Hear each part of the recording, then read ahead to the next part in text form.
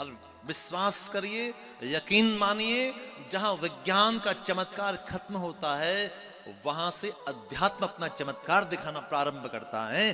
प्यार से बोलो राधे राधे। यह है सनातन की ताकत। जहां विज्ञान नगण्य हो जाए, असाध्य हो जाए, जहां उम्मीद की किरण अध्यात्म लेकर आता है, सनातन लेकर आता है। वृंदावन के अंदर है, हर प्रकार का आनंद है, हर प्रकार का वैभव है। सखाओं को देखिए, ब्रज के अंदर विचरण करना चाहते हैं, ब्रज की रज को माथे पर लगाना चाहते हैं। और आपको पता है ये ब्रज रज कोई साधारण रज नहीं है। शास्त्र कहते हैं कि जब भगवान लीला को करने के लिए ब्रज में आए तो लक्ष्मी जी विचार करने लगी कि मैं कैसे जाऊं कान्हा के संग रहने के लिए। मुझे कान्हा के संग रहना है, मैं क्या करूं कि कान्हा के संग चली जाऊं। तो लक्ष्मी जी ने ब्रजरज का रूप ले लिया। बोले कान्हा यहां खेलेंगे, मिट्टी के घर बनाएंगे, मेरे संग रहेंगे, मेरे अंग लगेंगे। लक्ष्मी जी ब्रजरज बन गई। ब्रज का रूप लेकर लक्ष्मी जी ब्रज में आ गई। कान्हा की दृष्टि पड़ी, लक्ष्मी जी को देखा, लक्ष्मी जी को देखा, विचार करने लगे, गोविंद इतना सज धज के आई है फिर भी मिट्टी में है, रज है, नहीं नहीं। और लक्ष्मी जी विचार कर रही हैं कि मैं सजकर आई हूं तो केवल सजना के लिए आई हूं, लेकिन मेरे सजना को अच्छा नहीं लग रहा है, अप्रिय लग रहा है। कान्हा ने कहा नहीं ये ठीक नहीं है, आप रज में नहीं लेट सकती है। तो लक्ष्मी जी रज से सीधे पुष्प पर चली गई। तब से कान्हा की एक नई मांग जग गई। पत्रम पुष्पम फलम तोयम यो में भक्त्या प्रयच्छति। पुष्प चढ़ते हैं कान्हा को, ठाकुर को पुष्प चढ़ने लगे।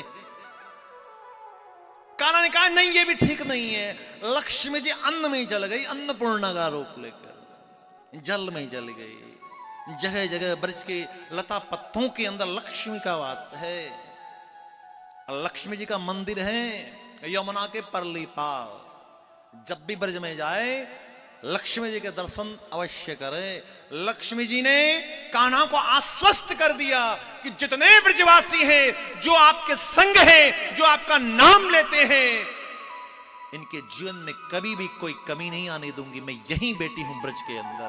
प्यार से बोलो राधे राधे। इसलिए ब्रजरज को माथे पर लगाया जाता है, वो लक्ष्मी का रूप है। इसलिए जब भी जाए तो ये विचार मत करिए कि कपड़ों के अंदर मिट्टी लगी, वो मिट्टी नहीं भाई, वो रज है, वो रज है। हमारे ब्रज के अंदर तो ऐसे बहुत सारे साधु हुए हैं जो नंगे पांव विचरण करते हैं, नंगे पांव घूमते हैं। हमारे सदगुरु देव निम्बारकाचार्य श्री श्री जी महाराज जब भी वृंदावन के अंदर प्रवेश करते, बिरला मंदिर से ही वो गाड़ी से नीचे उतर जाते, कार से नीचे उतरकर नंगे पांव वहां से पैदल चलते। छठीकरा से आते तो वहां छठीकरा पर उतर जाते, नंगे पांव विचरण करते। क्योंकि भगवान ने जब तक ब्रजमंडल के अंदर वास किया, वृंदावन के अंदर वास किया, कभी चरण पादुकाएं नहीं पहनी। मान्यता है ब्रजरज शरीर के लगेगी कल्याण होगा। लक्ष्मी है, लक्ष्मी का रूप है।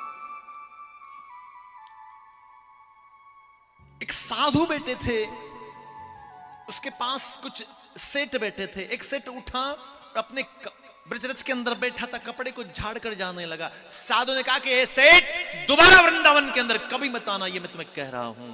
बोले क्यों महाराज जी, कोई अपराध हो गया? बोले जिस ब्रजरज के लिए देवता तरसते हैं, ब्रह्मा तरसते हैं, और वो रज तेरे वस्त्रों के लगी तो उसको झाड़ रहा है। अरे तू तो भाग्यशाली है कि तेरे वस्त्रों की ये रज लग गई है। ये देवता देवांगनाएं ब्रह्मा शिव आराधना करते हैं इस ब्रजरज को प्राप्त करने के लिए। अगर ये तुम्हें सहजता से सुलभता से मिली है तो गोविंद की कृपा समझिए, उसको माथे पर लगाइए, उस रज को उसके चरणों में लेट जाइए। और शास्त्र कहते हैं ब्रज से कभी ब्रजरज घर नहीं लानी चाहिए, अपराध लगता है। उसे ब्रज से कभी विमुख मत करिए। प्यार से बोलो राधे राधे, जोर से बोलना पड़ेगा।